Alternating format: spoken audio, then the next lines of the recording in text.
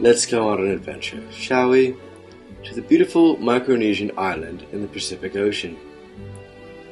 This island was home to over 20 nuclear tests and explosions during the year of 1946 and 1958. Bikini has been well known as a symbol during the nuclear age.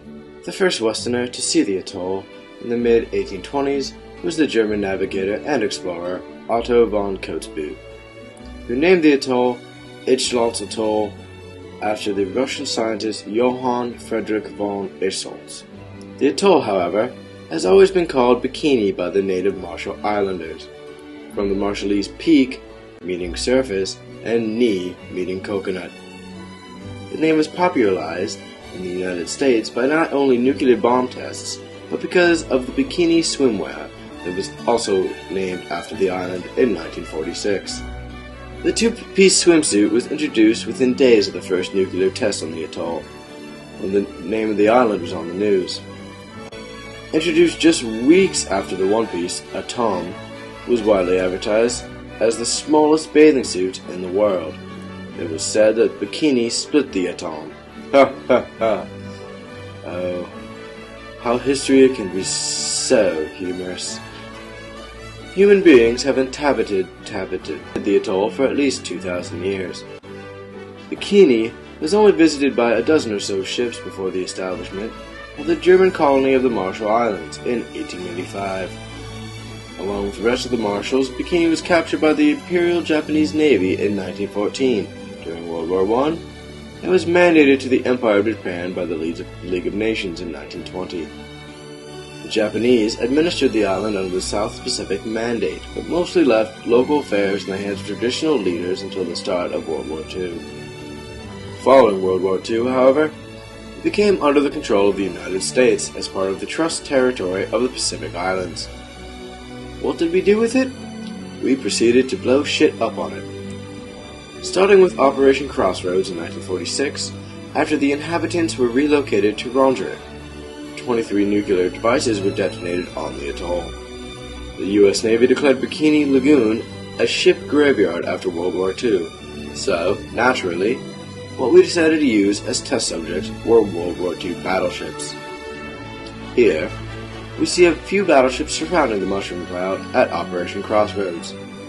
If you pay attention to this dark spot in the cloud, you will notice that an anchored ship is literally being sucked up. BAMF. In 1954, the detonation of Castle Bravo was the first test of a practical hydrogen bomb. It would go down in history as the largest explosion ever set off by the United States to this day. The downside was that the United States kinda sorta maybe might have miscalculated a little, making the explosion much bigger than originally anticipated. The fallout from this explosion left radioactive material all over the soil of Bikini, as well as contaminating most of the other nearby islands as well. Experts and the leaders of Bikini Atoll came to an agreement in 1980, saying that the only way they could save the atoll was to excavate 15 inches of topsoil off the entire island, thus possibly making it into a desert-like terrain. Now, we will hear more of this matter after our lovely intermission. We do hope you enjoy it.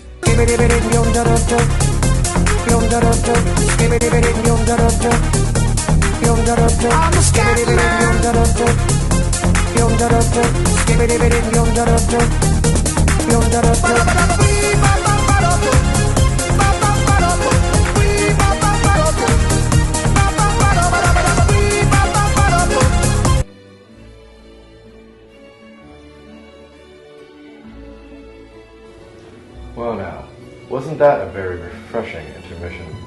I would like to take this time right now to express to you viewers how much I love Scotch. It goes down smooth, and it tastes delicious every single time. Yes, delicious and nutritious. Indeed.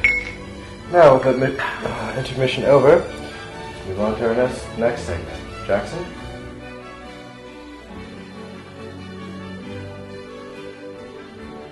Ebeye is the most populous island in the Kijuana Atoll, in the Marshall Islands. It has a population of more than 15,000. Over 50% of the population is estimated to be under the age of 18. With crowded living conditions and poor school systems, with scarce clean water, Ebeye has been known by the unofficial and unfortunate title of the Slum of the Pacific. Prior to the early 1950s, a large number of present-day residents of Ebeye lived on small islands throughout the Kwajalein Atoll, which is in fact the largest atoll in the world, boasting close to 99 islands surrounding a massive lagoon. However, with the Kwajalein Islands used as a support base for the nuclear test conduct at Bikini Atoll and Enewetak Atoll, the Marshallese residents of Kwajalein were relocated by the U.S. authorities to a small, planned community constructed on Ebeye, which was largely unpopulated and had served as a Japanese seaplane base prior to the Pacific War. With an advent of Nike Zeus intercontinental ballistic missile testing program of the 1960s, the U.S. military deemed it necessary for the safety and security reasons to evacuate a vast sector of the atoll to create a zone in which unarmed guided missiles could be targeted from the continental United States.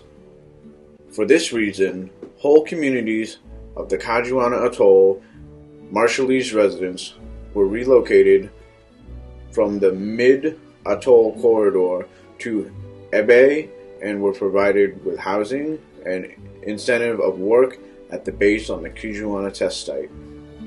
These promises were not entirely upheld, nor were these relocated families thoroughly compensated. Not only were they removed from their land and accessed to abundant marine resources, but mid-atoll people did not have land rights to Ebeye, leaving them without much of a say in their future. Currently, these people are allowed to return to their islands during range downtime, but cannot build homes or maintain their land adequately, as they are subjected to removal on nearly a monthly basis by the authorities.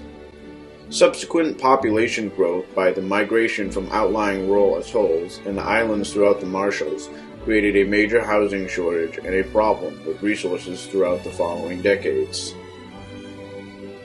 Original Ebeye inhabitants with land rights were not compensated adequately for their people who came to live on their land, and this created enormous tension that polarized migrants.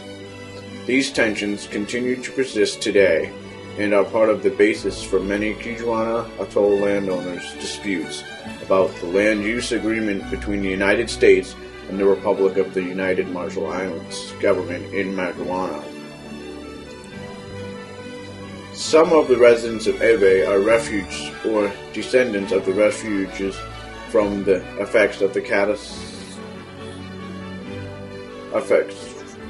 Some of the residents of Ebeye are pause and then restart. Some of the residents of Ebeye are refugees or descendants from refugees from the effects of the cataclysmic 15 megaton. Stop. Restart. That's cataclysmic. Cataclysmic? Yeah. Cataclysmic. Some of the residents of Ebeye are refugees or descendants of refugees from the effects of the cataclysmic 15 megaton Castle Bravo nuclear test at Bikini Atoll on March 1st, 1954. The detonation rained nuclear fallout and 2 inches 15 millimeters of radioactive snow on nearby Rodenlap Atoll, causing widespread radiation sickness and birth of tragically malformed infants called jellyfish babies. The American authorities evacuated Rodenlap, and Ebeye was their final destination. Ebeye is not quite an island that you go to for a vacation or to get away from your daily work basis.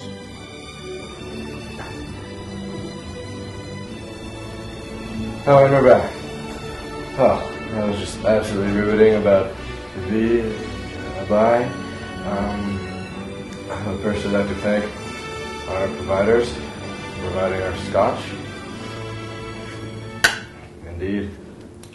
I would also like to take this time to thank you for joining us in our show this evening.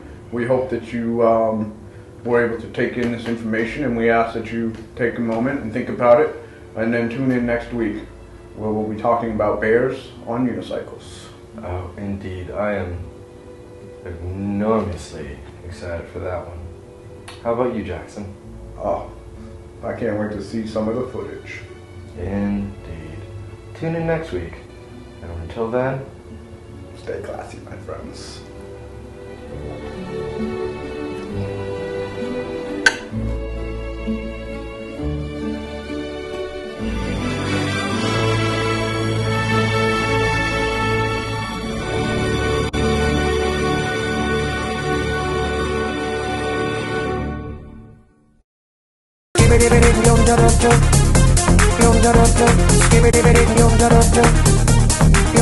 I'm a scat man.